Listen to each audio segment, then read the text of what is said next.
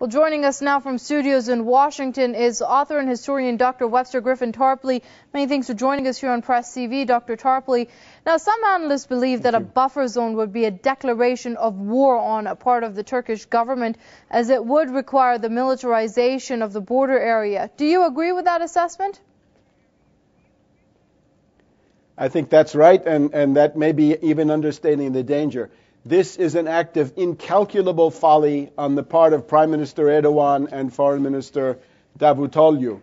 I've been looking at reports from the Associated Press, from Reuters, the Washington Post, all suggesting that there's been a meeting between Obama and Erdoğan on the occasion of that conference on controlling nuclear materials in South Korea, and that some kind of a deal has been struck in this direction. We should be very clear. The so-called buffer zone is a euphemism for an act of war. It means occupying a strip of Syrian territory. The idea being that the NATO-backed death squads, along with their fellow travelers, the various deserters and fanatics and other people, mercenaries that they've accumulated, would then use that buffer zone for further actions against Syria. But if you do that, of course, you've simply moved the line, and at that point it would become a fighting front, and if the Syrians shoot back, they'd be shooting against the Turkish forces. So it's a big step towards war. Maybe not automatically, but one or two steps further down the road, you can see a war. I recall a conversation I had last November in Beirut with General Aoun of Lebanon, very experienced military man.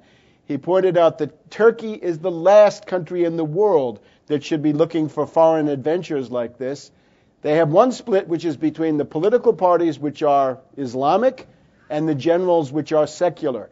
But they've also got a 25% of their population who are Kurds. Now, if it looks like Syria is going to break up and be attacked by NATO, the Kurds will rise in rebellion, and that rebellion will spread into Turkey. Well, yes, that brings me to the next question, Dr. Tarpley. Critics have drawn parallels between the autonomy of Iraq's Kurdistan region after the U.S. occupation and what is now happening in Syria, as most rebels are from a Kurdish background.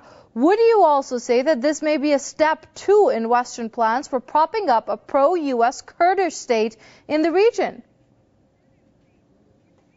If you get a de facto Kurdish entity in northern Iraq, a de facto Kurdish entity in northern Syria, then there's going to be a gravitational pull on the Kurds in Turkey to join that, to say nothing of Iran. And you can see through this what the goal of the imperialists is. The adventurism and the lunacy of the imperialists has reached a new height.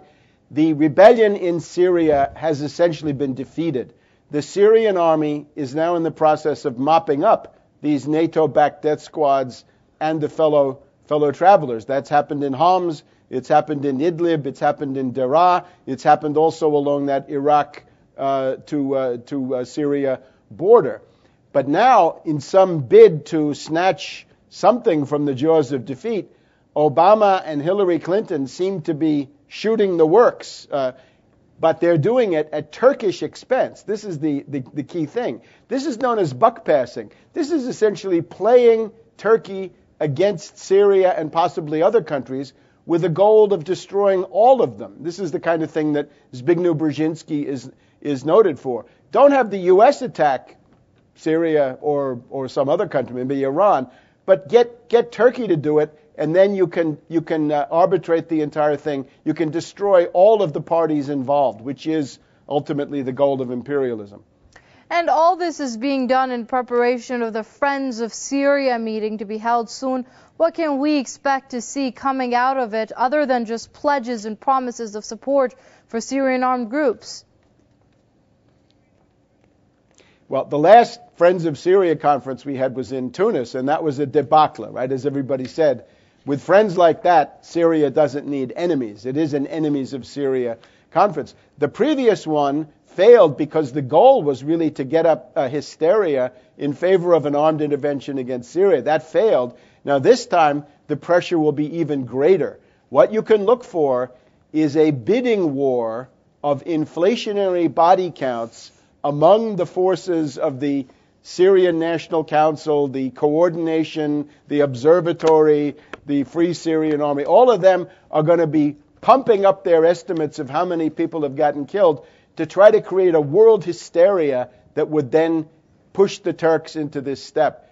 It's national suicide for Turkey if they do it. Ataturk would have known that. The current Turkish leadership scorns Ataturk. If they'd followed his wisdom, they wouldn't be in this situation, and they need to pull back. All right, we're going to have to leave it there. That was author and historian Dr. Webster Griffin Tarpley joining us there from Washington. Dr. Tarpley, as always, we appreciate your insights here on Press TV.